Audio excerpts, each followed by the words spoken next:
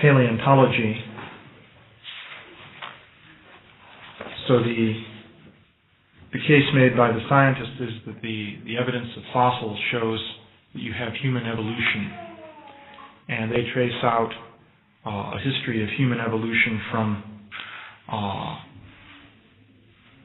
an ape-like being called Australopithecus up through various stages to supposedly modern man. And they will say that about, if you go back 2 million years, you would have this Australopithecus. They identify two types, basically, of Australopithecus: robust and gracile, which means lightweight. And then they will say that there is something called Homo habilis, which is some kind of slightly less ape-like entity, and then Homo erectus. This Homo erectus is an interesting sort of being. The general idea is that from the neck down, Homo erectus is entirely human in anatomy, and from the neck up, he looks rather like an ape, with very massive jaws, protruding brow ridges, very little forehead, and so on. So this Homo erectus lasted for about 1.5 million years, according to their records. And they'll say it died out about 300,000 years ago, roughly speaking. Then there is what they call archaic Homo sapiens now, and that includes the Neanderthal man, which is perhaps the most famous of these beings. The Neanderthal man, though, oddly enough, had larger brains than modern human beings. But they looked much rougher in terms of their physical appearance. But then, as far as modern human beings go, supposedly they appeared on the scene about 35,000 years ago, as recently as that. And when they appeared with a highly developed culture, at least as far as cave dwellers go. That is, in Spain and France, there are paintings found on the insides of caves, and these paintings show a very high degree of artistic skill. Mainly they're paintings of animals, and they show perspective and very delicate shading and so on. And somehow they've lasted there for thousands of years, apparently because the climate in the caves is such as to preserve them. So that's the basic story that they tell. So as far as Vedic literature is concerned, the picture we have is interesting. As I was saying, in the Bhagavad Gita, in the verse where Krishna says that he spoke the message of Bhagavad Gita to the sun god, and this was passed down to Maharaj Ikshvaku and the different saintly kings. In the purport to that verse, Śrīla Prabhupāda points out that the events of Lord Krishna speaking the message of Bhagavad Gita to the sun god, which took place, of course, on the sun planet, occurred about 120 million years ago, at least. And Vaivasvata Manu has in fact been Manu for about that time. So Vaivasvata Manu, Vaivasvata simply means the son of Vivasvan, and his actual name is Shradadeva, if I'm not mistaken. So King Ikshvaku is the son of Vaivasvata Manu, but he appeared on the earth in this Treta Yuga. Śrīla Prabhupada points that out in the purport. So that takes you back about a couple million years, because you can calculate it. The length of a Kali Yuga is 432,000 years. So the length of a Dwapara Yuga is 864,000. So you go back 5,000 and 864,000, And then the Treta Yuga lasts, 3 times the Kali Yuga. So what's that? 1,296,000 years is the span of the Treta Yuga. So at the beginning of that period, this Maharaj Ikshvaku was reigning on the earth. And not much is said about the history that occurred before then. Although various things presumably were going on.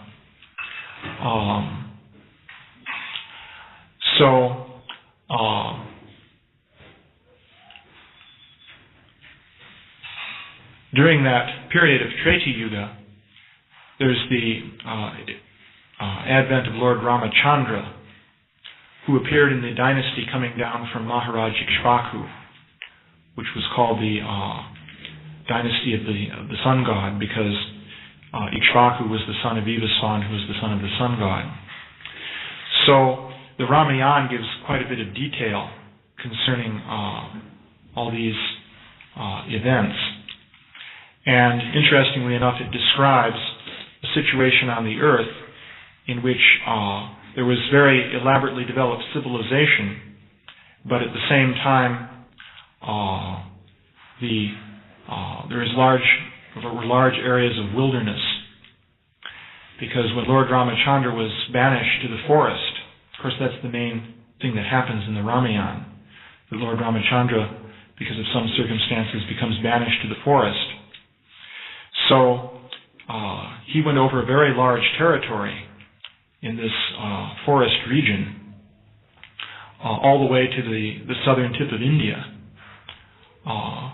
practically through unbroken forest, because presumably he entered the forest in the vicinity of Ayodhya, which is up in the northern part of India, I believe, and then of course went all the way down to the southern tip of India, where he crossed over to Lanka. So he encountered various races of beings that were half human and half ape, or which were monkey-like in form. And in fact, he made alliance with them to help him fight against Ravana. So the situation there was that there was this race of beings called Vanaras, and Vanaras simply means dwellers of the forest, because Vana is forest. So they were essentially like monkeys, you might say, but they were intelligent and they could speak, and they had some social order. For example, they were led by a king Sudriva, so they were organized enough to have kings. So, but at the same time, their material culture wasn't very advanced. For example, they fought with clubs and rocks and things like that. So Lord Ramachandra allied with these beings. So that is the scene on the earth which is described. So the question is, to what extent, you might say, is that compatible with the things that the paleontologists are saying? Well, the basic point we wanted to make about this whole subject of paleontology is that, first of all, what the paleontologists are saying is very much uncertain, and it's always subject to being revised by new findings. For example, in the magazine here, we have a discovery from Mexico of projectile points, that is like spear points, which were dated to be 250,000 years old. Now these spear points are of the same type that are associated with modern man in Europe at about 35,000 years ago. And that's supposedly when modern man first appeared. And supposedly human beings didn't come into the New World until modern man appeared and migrated up into the north and learned how to live in the Arctic region, and then crossed over from Asia into Alaska, across what they call the Bering Strait land bridge, and then filtered down through North America and down into South America. So the standard date for that is about 13,000 years for the first appearance of man in the New World. And in fact, not too long ago, there was an article in Nature which reaffirmed this, that some people have been claiming that man was older in the New World, but the article said man has only been in the New World since the Holocene, which means, well, that's about 15,000 years. So here we have a find of these spear points in Mexico, which are dated at 250,000 years, which is quite different. And the find was not made by some kind of anti-scientific person who was out to disprove evolution or something like that. Actually, the things were found by an archaeologist, but weren't dated by her. She just identified them in that area of strata. And then later, a dating team from the U.S. Geological Survey went through and dated the strata. And they came up with a figure of 250,000 years. And at that point, it became clear that there was a problem. Actually, I don't know if they even knew that the artifacts had been found there when they did the dating. Maybe they did. Yeah. They knew? Yeah. So, in any case, the establishment rejected those finds, because a find like that would require quite a revision of the whole idea of evolution. To have modern man in America 250,000 years, when in the old world he wasn't there supposedly before 35,000 years. So that would be a big upset. So upsets like this are generally discouraged. And in fact, we actually called the lady who did the original investigation of these spear points, because we wanted to use a photograph in this magazine. You notice we didn't use a photograph. We used a drawing. But what happened was, actually Madhavendra Puri called her, and she said, you could use a photograph if you give a date of 30,000 years at most for these spear points. But if you use the lunatic fringe date of 250,000 years, then you won't have my permission. So the interesting point is that nobody ever measured a date of 30,000 years. That's not experimental data. That was never measured. What they did measure was 250,000 years. But if you mention that, you're considered to be lunatic fringe. And if you mention this made-up date, which nobody measured, which nobody observed experimentally, then that's okay. So this is going on. That's a good thing to keep in mind. Or we have another find here, which is also curious. This was from Brazil, and it's a skull cap which was found in Brazil of a being just like the Homo erectus type beings. Very thick bones and low forehead and so forth. So that was found in Brazil, but such things aren't supposed to be in the New World at all, what to speak of South America. So that also completely upsets the picture. So the point is, the picture that they present is subject to alteration when new finds are made, and very frequently the new finds become rejected if they don't fit the picture. So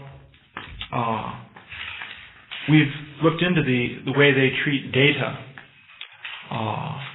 They have about, let's say, 100 skulls that they refer to make their whole case for human evolution from start to finish. So we did a survey of that just to see what the information was and how they dealt with it. And the fact is that cases which are agreeable with their basic viewpoint, which usually means a skull of the Homo erectus type, found in some old strata, say 1 million or 50,000 years ago or something like that. With such a find, generally there's easy acceptance. Typically, you can't find the details of who found it or where, even if you look through the published technical literature and search like anything. It's not possible to find that information, which is curious, because if you look at a find which disagrees with the standard views, you find it scrutinized like anything, and there's criticism given as to the way the evidence was dealt with. For example, Louis Leakey once found something that seemed too old in Africa. It seemed like a relatively modern human jaw, and it was found, in lower Pleistocene strata. Was that Conjera? Yeah, Canaan jaw. And so this was too old by far for a modern human jaw. But he had found it in a certain area of strata. He actually excavated it from the rock himself. And he located the strata, observed all the strata above and below it, and exactly identified just where the thing came from. And he was supposedly a professional paleontologist and an expert in this whole field. So he gave this report in England, and this scientist named Boswell, however, insisted on accompanying him all the way back to Africa, and he required him to take him to the site and prove that he actually found it where he said he did. But then there was a series of mishaps, and he wasn't able to identify the site because it seemed that the camera with which he took pictures of the site had a light leak, so his photographs didn't come out. And he'd driven iron pegs into the ground to identify where the site was, but apparently the Maasai tribesmen had dug up the pegs to use as spear points. So he couldn't find the site. So therefore he was absolutely blasted in the pages of Nature magazine. And his whole find was rejected. So, on the other hand, there is case after case of these Homo erectus type skulls, which are either found in circumstances which you can't find out about now. No matter how much you look, you can't find how they were found, or where, or by whom. Or else you find that they were found by a native fossil collector who brought them into a scientist and said, well, I found it over in such and such a place. Or in one case, they were found by somebody who was digging for, I think, bat manure in a cave. And he found it and brought it into some scientists. Or in another case, it was found by Greek villagers in a cave, but nobody can say just where the cave was. They're not sure what cave it was, actually. But these are accepted. So basic point is that the whole treatment of evidence is unreliable. So there are other cases which do exist in which there was all kinds of testimonial evidence concerning the exact situation of the find, but then the finds are rejected. So the situation is quite problematic. However, it's also true that in the Vedic literature there's description of a situation in which there were intelligent ape-like beings living. So, of course, one cannot say that the things they're finding correspond to those beings. That would be completely speculative. But there's certainly room for other ways of looking at the past than the current scientific picture. And in this magazine we brought up another curious point here, namely that there are even reports of sort of half ape, half human beings living today in the area of Central Asia, from Mongolia to the through the Pamir Mountains in that area, which is pretty far from civilization. There are reports like that.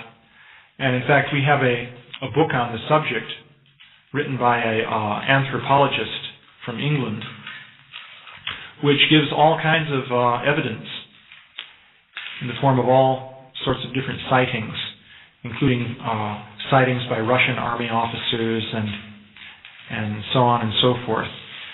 And plus there's a local tradition concerning these beings that goes back since time immemorial. So one can consider a picture in which various kinds of beings, including uncivilized species of human beings, have been existing in the world for a very long time. And those are also created species which have a particular karmic situation. And they can even still be existing today. That's definitely a possibility. So that's the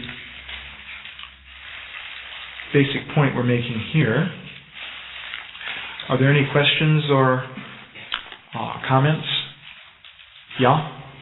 Yes, Śrīla Prabhupada states that man originated in India. Well, not that man originated in India. The main civilization. The main civilization was always centered in India and radiated out from there. How did man, they didn't go across the Bering Strait and they were already originated in the New World in America? How did he do that? When the world was created, it was just like animals and man was just sort of put everywhere? Well, you see, human beings came to the earth from higher planets. Let's face it, that is the viewpoint in the Vedic literature. King Ikshvaku is an example. He's the son of Manu. It's not clear perhaps exactly where Manu is living, but he's the son of the sun god who lives in the sun. So the grandfather lives in the sun and the grandson lives on the earth. So if a being is going to come down to the earth from the sun, then certainly such beings could easily travel all over the earth. That is, the first human beings who came down were more like demigods than human beings. For them to travel anywhere on the earth would be no problem. They wouldn't need ships, they wouldn't have to walk on the land. Probably they had sufficient mystic powers to just fly through the sky in the demigod fashion. So it's the idea is that lower types of human beings were descended from the higher types through a process of degradation. It's exactly the opposite of the evolutionary idea. So now there are various descriptions in the Bhagavatam. The thing is, the Bhagavatam does not give very much chronology. That's been pointed out. The purpose of the Bhagavatam wasn't to give a chronological record anyway. So the main purpose of the Bhagavatam was to take out sections from ancient histories which had a significance with relation to Krishna's appearance on the earth, or which dealt with the pastimes of some particular great devotee. So there was no attempt really to give a detailed history going step by step, except in the 9th canto, which describes the dynasties leading right up to Krishna, since of course that's in relation with Krishna. But there are occasional mentions that are kind of suggestive.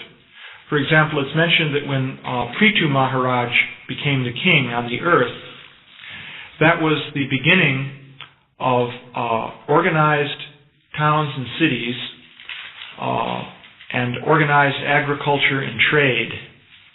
That's actually mentioned in the Bhagavatam. And it's mentioned in some other Puranas. I've seen other references to it.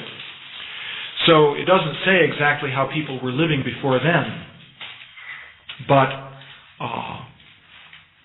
So at a certain point, though, cities became organized. That doesn't mean that the people were barbaric before then. It may mean that they were so civilized, in fact, more or less it does mean that they were so civilized that they didn't need all these sort of official systems in order to keep their civilization in good running order. For example, in the Sakya Yuga, it's described that most people were essentially yogis, and they spent most of their time meditating, and they would just eat fruits or something like that were readily available, and they wouldn't bother to build anything, practically not even a thatched hut. So, of course, they wouldn't leave any historical traces, but at the same time they were on a what you could call super civilized platform. For example, they would memorize the Vedic literatures. That was standard in those days. And they would engage in high philosophical discussions and so forth. So that was the Sakya Yuga type of human society. So when we speak of, say, a find of some spear points in Mexico at 250,000 years, of course anybody who is using spear points would necessarily be, from the Vedic point of view, a rather degraded culture, because the whole point of spear points is that you stick the spears into animals to kill them so as to eat them. So that would have been a race of hunters. You can see how hunters are regarded in the Vedic literature. You consider the story of Mrigari, the hunter. So that would mean that, let's say if this find was correct, that in Mexico 250,000 years ago, there were some hunters going around, as there were in the New World up until recently. So this is all quite possible. But as for how they originated, the Vedic idea would be that ultimately they came from higher civilized races by a process of degradation. Also, the Vedic literature would say the European races came about as descendants of Vedic Kshatriyas who were driven out of India. Because it said that there were Vedic Kshatriyas who deviated from the Vedic tradition. So Parashurama, who was actually an incarnation of Vishnu, drove them out. And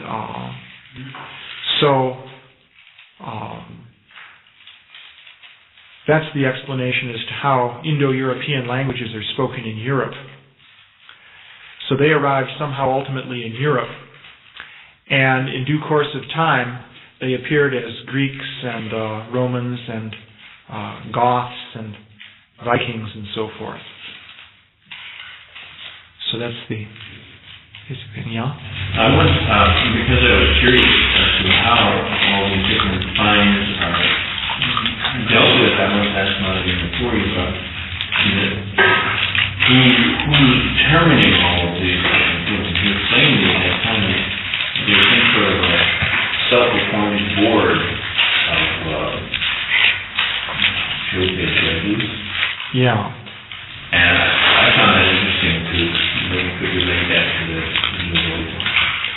Well, there's an establishment, and it's grown up, and the people in that establishment are the people who decide what is accepted concerning the origin of man. They all have positions in universities, mostly. Richard Leakey's an exception. His claim to fame is that he's the son of Louis Leakey, so. Plus he made some great discoveries. So he doesn't have a university position, but mostly they're university professors. And they're an established club. They all know each other. And they decide what's what. That's generally the system in science. Any field of science is dominated by a small group of people. It could be as small as 10 people who control everything. And the way they control things is by controlling publication. That is, they get to decide who can express himself. Because in science, if you just talk somewhere, like in this class, it doesn't count for anything. If you even go to a university and arrange to give a lecture, that doesn't count for anything either. What you say counts only if you publish it in official journals and textbooks. But to do that, you have to get past the review boards of the journals, and the official publishers have to agree to publish your textbook. For example, if you decide to write your own textbook and you publish it yourself, which you can do if you have enough money, or you just go to, Bantam Books or something like that and get them to publish it, then that counts for nothing. But it has to be published by the official people. So that's how the scientists control things.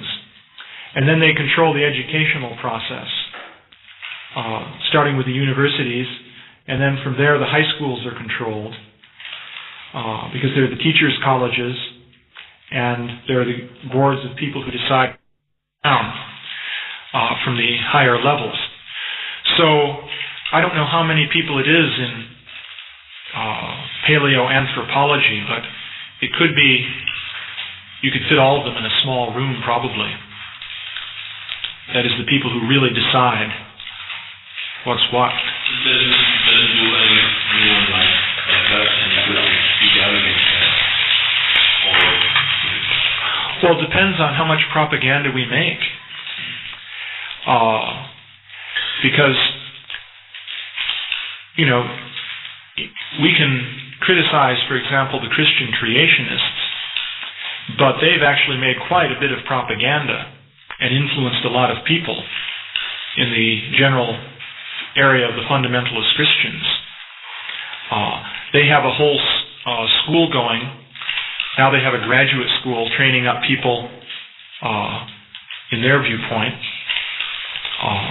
They have all kinds of different books, and they make quite an impact in a certain segment of the American population. So it's a question of how much propaganda one makes, because these authorities can only control what people think if they're able to keep controlling the media of communication. So their method of control is they control things at the top in the universities, and then the establishment follows the universities with the teachers' college and the high school teachers and grade school teachers and so on. Plus then there are the popular magazines with their editorial staffs who are keyed in with the colleges and so on. So that's how the system works. But that can only control what people think and what they hear, as long as nobody else is really trying to present something else on a big scale. But that can be done. So it's only, if we can't manage to present alternative ideas on a big scale, then they'll never have much of any impact. So in that case, one needn't bother really, as a matter of fact, because what's the use of presenting an alternative idea if nobody ever really hears about it? But if one makes a lot of propaganda, then it can have a big impact. Sounds rather nefarious. Oh yeah, there's politics. I recently went to this conference in Japan in mathematical biology, which was at least an experience to see how things work. And I would say the field of mathematical biology is fairly small, but I'd say that's controlled by about 10 people. And most of them were there at the meeting. And you could see they were a little clique of people. They all stood together in a group, and you could see they were deciding everything that was going to be done. And in that field, you have to please them if you're going to get anywhere. If you displease them, then just forget about it. You're just out. You don't exist. So that's the way it's done. Yeah? How's the reception to origins? Well, as far as these official scientific groups is concerned, I don't think there's been any reception of origins. You see, their policy is that if something is small and it doesn't pose much of an obvious threat, then the best strategy is to ignore it. Because the idea is you give credit to something if you respond to it. And so they'll say, well, we're the establishment, so if we respond to something, then that's a message to the people in general that that's something significant and worth responding to. So therefore, their policy is, as long as possible, don't respond to it. So they did this with the Christian creationists up to the point when the creationists started passing legislature in the U.S. Congress. Not the U.S. Congress, state legislatures, such as Arkansas and Louisiana. They passed bills restricting the teaching of evolution in schools, both in Arkansas and Louisiana. And they could do this because in those states there's a big fundamentalist constituency. So at that point, the scientific establishment changed its policy on the creationists, because up to then they'd been acting as though they didn't exist. And at that point, they started producing massive propaganda against them. But as far as origins is concerned, that doesn't exist. That's the situation, yeah? How much government intervention is involved in these groups of scientists who are deciding, is there any sort of an independent thing? Like you have these cliques of scientists. Well, it's tied in with the government nowadays.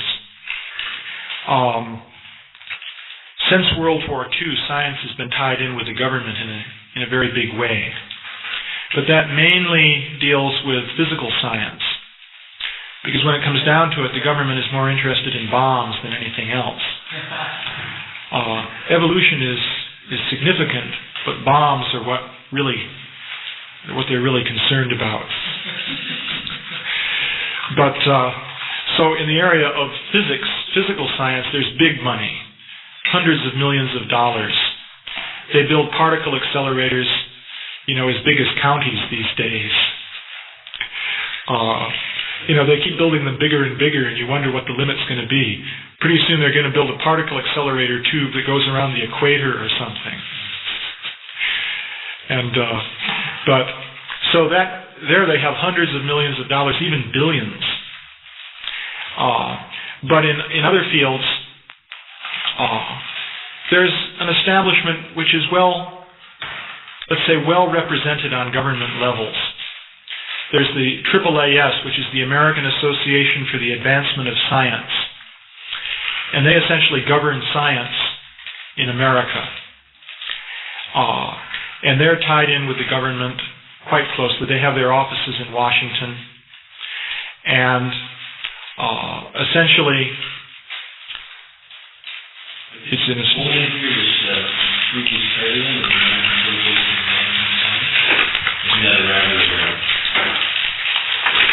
Well, cosmology, is only recently become scientifically respectable.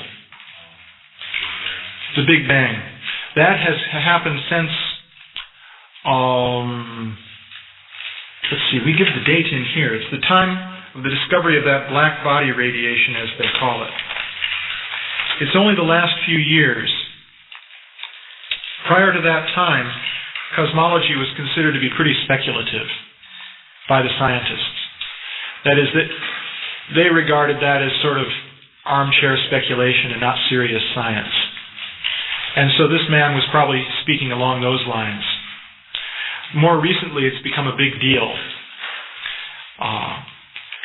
So, what time is it now? 6. If we came down to the demigods originally, then the demigods were supposed to be very beautiful and they're much more attractive than we are. Yeah. And then, so how does it tie in?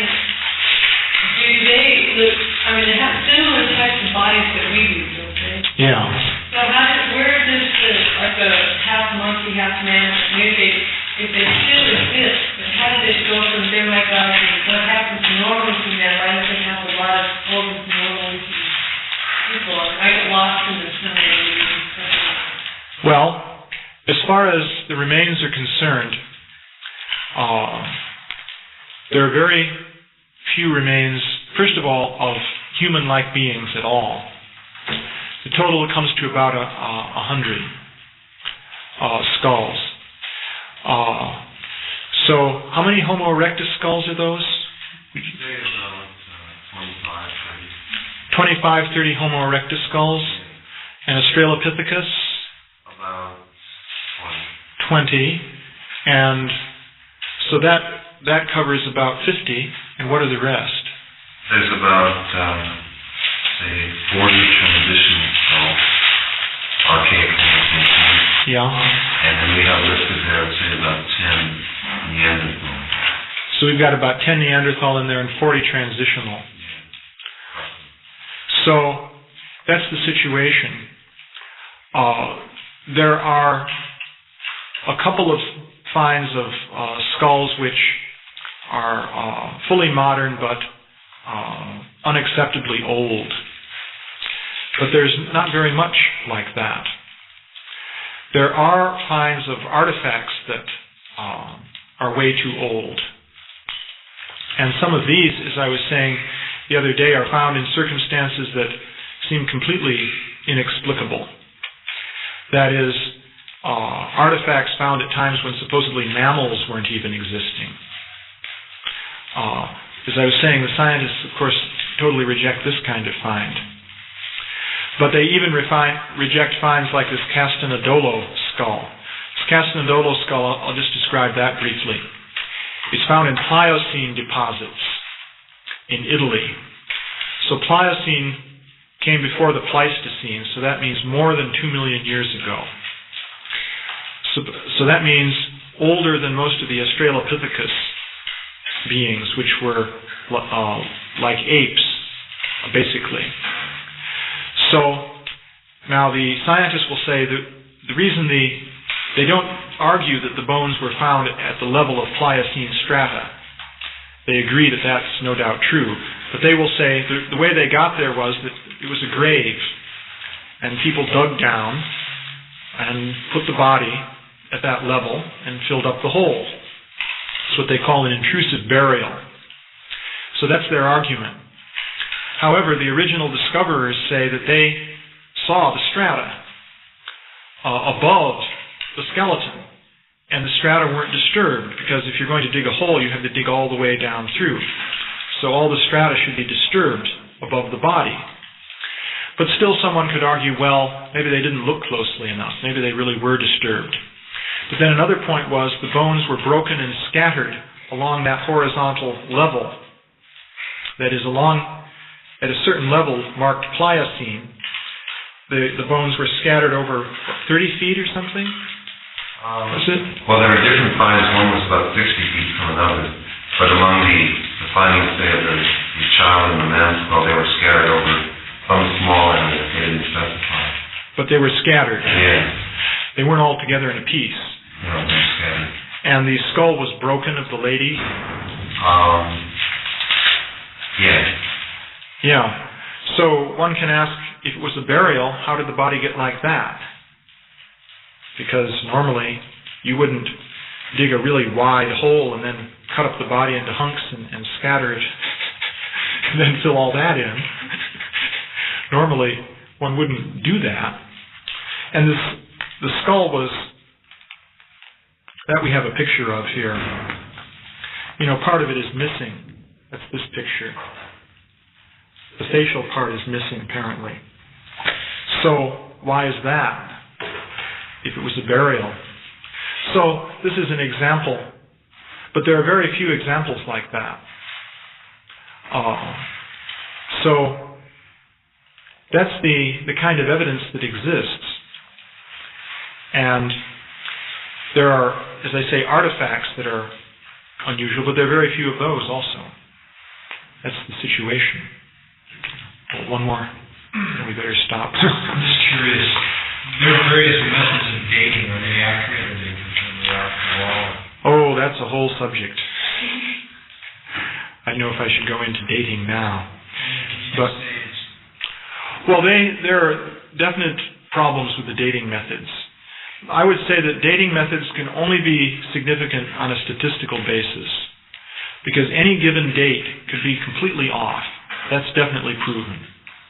And it's a whole scandal, actually, because dates are often rejected because they don't fit any reasonable picture at all.